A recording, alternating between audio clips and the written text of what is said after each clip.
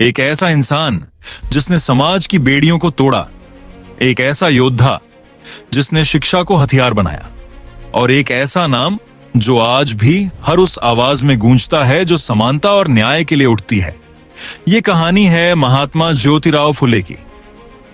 सन 1827 महाराष्ट्र के सतारा जिले के एक छोटे से गांव में जन्मा एक बच्चा।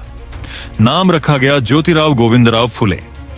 उनका जन्म एक माली जाति में हुआ था, एक ऐसी जाति जिसे उस वक्त नीच समझा जाता था। ज्योतिराव का बचपन कठिनाइयों से भरा था। समाज की रूढ़िवादी सोच, जातिगत भेदभाव और शिक्षा से वंचित वातावरण ने उनके अंदर बदलाव की आग जलाई। लेकिन उनके पिता ने तमाम दबावों के बावजूद उन्हें पढ़ने की इजाजत दी और यही बना एक क्रांति की शुरुआत।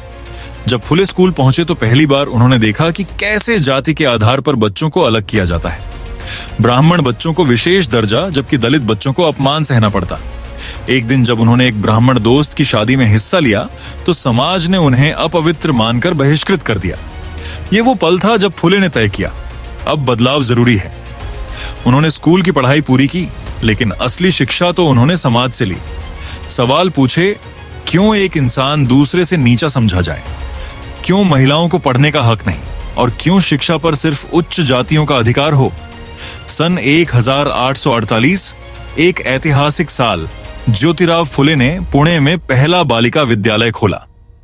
और सबसे चौंकाने वाली बात, इस स्कूल की पहली शिक्षिका थीं उनकी पत्नी सावित्रीबाई फुले। सावित्रीबाई खुद भी उस समय अशिक्षित थीं, लेकिन ज्योतिराव ने उन्हें पहले पढ़ाया, फिर शिक्षिका बनाया। जब वो लड़कियों को पढ़ाने स्कूल जाती थीं, तो लोग उन पर कीचड़ फेंकते, गालियां देते, लेकिन वे डटी रहीं, और फुले भी। फुले ने केवल शिक्षा तक ही खुद को सीमित नहीं रखा। उन्होंने धर्म ग्रंथों और समाज की कुरीतियों पर सीधा प्रहार किया। उन्होंने लिखा, अगर भगवान ने इंसानों को बनाया है तो फिर कोई ऊंचा और कोई नीचा कैसे? उन्होंने 1773 में सत्यशोधक समाज की स्थापना की, एक ऐसा संगठन जो जातिवाद, अंधविश्वास और धार्मिक पाखंड के खिलाफ आवाज बन गया। सत्यशोधक समाज का उद्देश्य था शिक्षा का प्रसार, विधवाओं की मदद, दलितों और महिलाओं को समान अधिकार दिलाना। ज्योतिराव फुले सिर्फ समाज सुधारक ही नहीं, एक उत्कृष्ट लेखक भी थे। उनकी किताबें जैसे गुलामगिरी और 1873 में उन्होंने साफ कहा, ब्राह्मणवाद ने सदियों से दलितों को गुलाम बनाकर रखा है। उन्होंने रामायण और महाभारत जैसे ग्रंथों की आलोचना की, जहां राक्षसों और दलितों को नकारात्मक रूप में दिखाया गया। उन्होंने सवाल किया, क्या यह धर्म है या सत्ता का एक तरीका? फुले का मानना था कि कोई भी समाज तब तक तरक्की नहीं कर सकता जब तक उसकी आधी आबादी यानी महिलाएं जागरूक ना हो। उन्होंने विधवाओं के लिए आश्रय बनाए, बाल विवाह का विरोध किया और विधवा पुनर्विवाह को समर्थन दिया।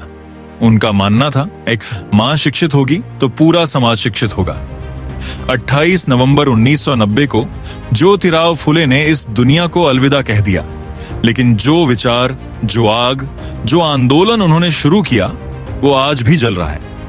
फुले की विरासत सिर्फ किताबों में नहीं, हर उस स्कूल में है जहां बेटियां पढ़ती हैं, हर उस आवाज में है जो समानता की मांग करती है।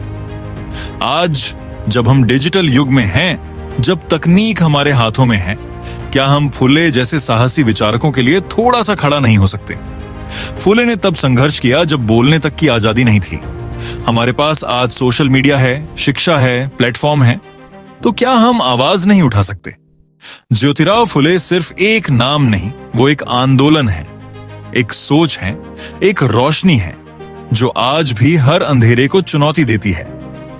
अगर आपको ये कहानी प्रेरणादायक लगी हो तो इस वीडियो को लाइक कीजिए, कमेंट में जय फुले लिखिए और इस क्रांतिकारी विचार को फैलाने के लिए इसे शेयर कीजिए।